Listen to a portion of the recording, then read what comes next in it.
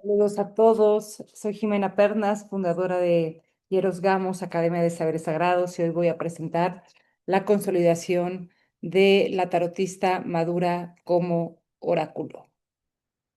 Comenzamos. Volver a la raíz de lo que nombramos y tratar de habitarla es la premisa de la que hoy quiero partir, siguiendo la simple e inmensa lección que nos muestran los árboles, que la fuerza de la raíz sostiene el potencial expansivo de las ramas. Las palabras entonces no solo describen la realidad, sino que también la crean mundos. Cuando las palabras se desplazan, los mundos que abren también cambian y algo se ha perdido en la forma en la que hoy entendemos la adivinación y la dimensión oracular. El arte de la adivinación no es lo mismo que la predicción. Adivinar tiene que ver con dirigirse a lo divino, con ir hacia ello, a adivinar. Desde su raíz, adivinar no apunta a anticipar el futuro, sino a establecer una relación. Es una forma de religar, de volver a relacionar, a ligar lo humano con aquello que lo excede. En este sentido, la divinatio en las tradiciones antiguas era una de las formas más centrales de la vida religiosa, un acercamiento a los dioses, un modo de buscar consejo, orientación y sentido en diálogo con lo trascendente. La adivinación entonces era una interfase viva entre lo individual y lo divino, un espacio donde lo humano sabría escuchar y que más que producir respuestas, trabajaba con signos elocuentes cargados de fuerza simbólica que no causan ni determinan, sino que señalan. Como decía Heráclito respecto de Apolo, el señor del oráculo no dice ni oculta, sino que indica. Desde ahí, la práctica oracular no consistía en obtener certezas, sino en aprender a leer, a comprender e interpretar la voluntad divina y, sobre todo, en obrar en consecuencia. El centro era alinearse, no saber. El origen de los oráculos es esto. La palabra misma significa medio de comunicación. El oráculo visto así no puede ser un objeto, sino una alianza de la que el objeto puede formar parte, pero no puede ser el todo. Las herramientas como asiento existían, claro, runas, agua, fuego, humo, etcétera, pero además de no ser el centro de la práctica, el vínculo con ellas no era instrumental. Es decir, que no se trataba de usarlas, sino de entrar en diálogo con ellas como parte de un vínculo, de una relación, como una forma de conexión con la existencia misma. Creo que hemos olvidado esto y que en consecuencia hoy hay algo en el potencial del oracular que nos estamos perdiendo. ¿Qué hay entre el día de hoy, donde llamamos oráculo a un juego de cartas, y la antigüedad, donde el oráculo era representado por una persona entrenada en artes místicas? Y en esa antigüedad, ¿qué era exactamente el oráculo? ¿Era el templo? ¿Era la persona? ¿Era una serie de ritos? Todos y ninguno. El oráculo era una triple alianza entre lo divino, la persona y un lugar o herramienta, todo esto contenido en ritos y enmarcado en tiempos. Es justamente esta alianza la que considero más valiosa y potente en la dimensión oracular y la que creo que se está perdiendo y se ha ido perdiendo no solo como posibilidad, sino a nivel existencial. Y es esto lo que quiero mirar, pues estamos viviendo tiempos extraordinarios que nos están permitiendo la reconexión con los lenguajes sagrados, pero no podemos olvidarnos del espacio intermedio donde todo esto se perdió o estuvo oculto, pues nos sigue influyendo. Así, inspirada por Michel Foucault, propongo un trabajo arqueológico entre capas temporales para reconectar el hoy con el antier. Quiero entonces hablar de tres tiempos simbólicamente, hoy, ayer y antier, o desde la sociología, antigüedad, modernidad y posmodernidad, según los planteamientos de Jean Lyotard. Comencemos por la antigüedad, el antier. El proceso oracular en la antigüedad existía dominantemente en dos formas, una forma doméstica, privada o cotidiana, y una forma muy refinada, ritual y trabajada, la de los templos. Ambas tenían algo en común, el cultivo de una relación viva con las fuerzas que nos rodean, fueran estas de orden sutil o elemental, y la cocreación con ellas. Pero esa relación no era espontánea ni inmediata, requería tiempo, práctica y disposición interna, como todas las relaciones, lo cual pone sobre la mesa dos figuras a menudo omitidas e inseparables, a quien sostiene la relación y el proceso. En este sentido, el oráculo era una función encarnada. Y al mirarlo así, la pregunta me parece inevitable. ¿Qué pasa hoy con nosotras que trabajamos con estos lenguajes? ¿Qué lugar estamos ocupando cuando leemos? ¿Estamos sosteniendo una alianza o estamos operando una técnica? ¿Y qué sería madurar en relación al tarot, runas o cualquier lenguaje oracular, sino precisamente devenir oráculo en toda la extensión de su significado? Para entender en primera instancia por qué sería importante hacernos estas preguntas, quiero pasar entonces por una revisión del ayer simbólico del que hablé, que sería el espacio entre la cristianización de Occidente y el siglo XX. Un paréntesis histórico de desconexión con los ciclos y con el poder co-creador de lo no visible. Durante este periodo, muchas de las prácticas oraculares, rituales y simbólicas no desaparecieron por completo, pero sí fueron desplazadas, perseguidas o relegadas a los márgenes, pero lo más importante es que perdieron su raíz y lo que quedó siguió funcionando sin ella. Lo que antes era una relación viva con lo sagrado, sostenida en comunidad y en tiempos rituales y en figuras preparadas para ello, pasó a fragmentarse. Por un lado, lo espiritual, gracias a la Iglesia Católica, se institucionalizó.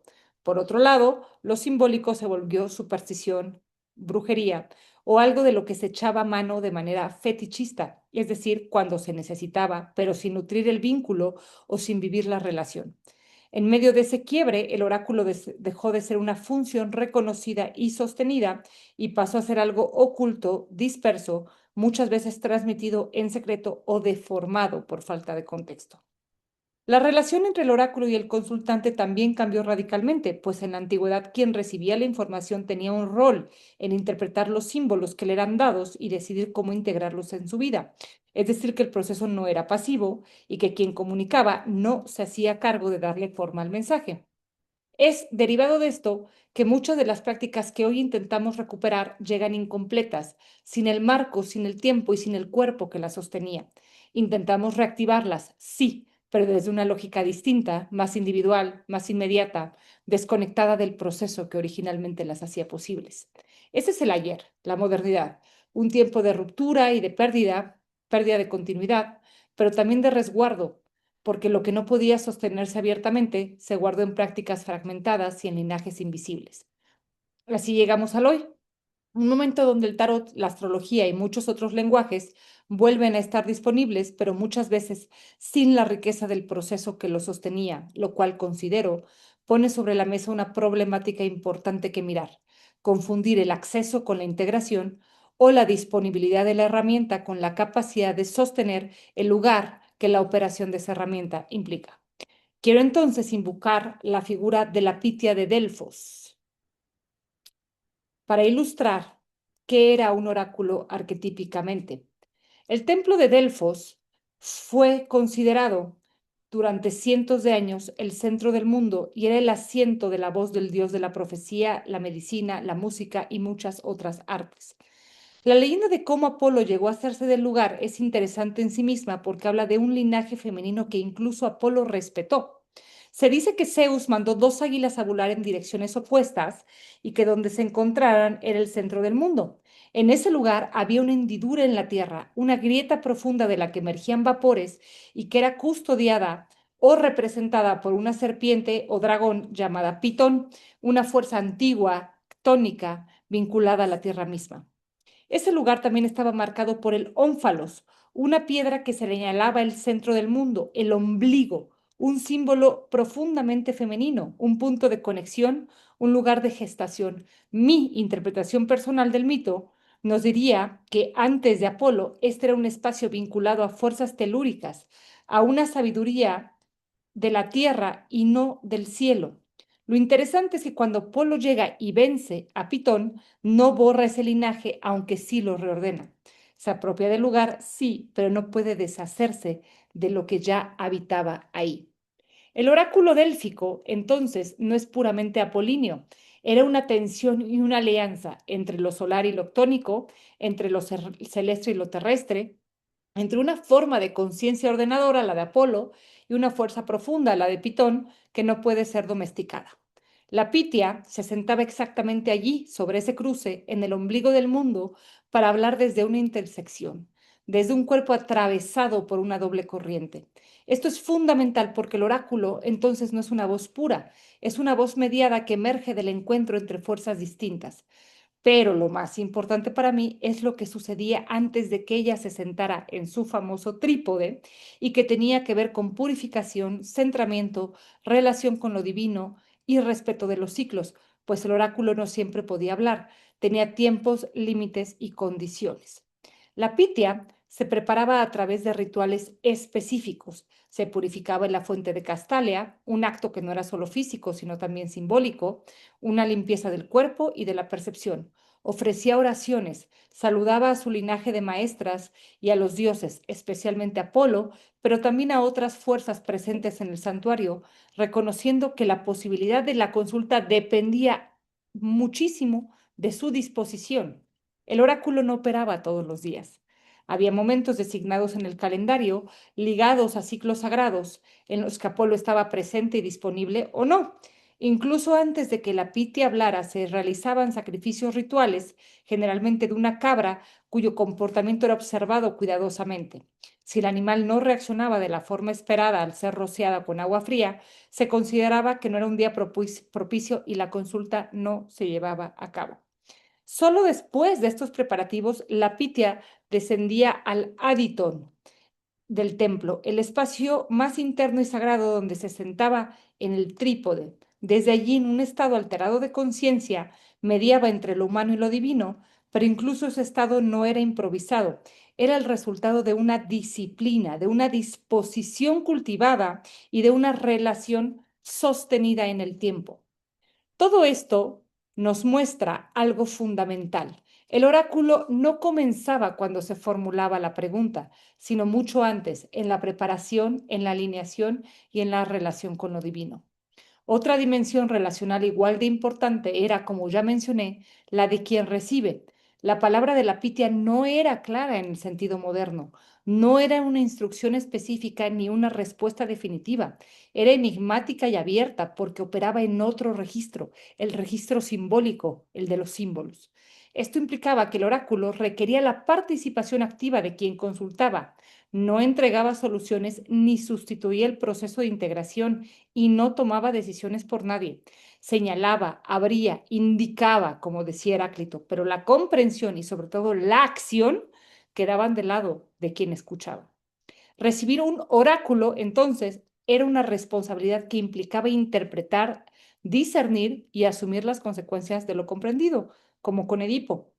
La respuesta no terminaba en las palabras de la Pitia, apenas comenzaba allí.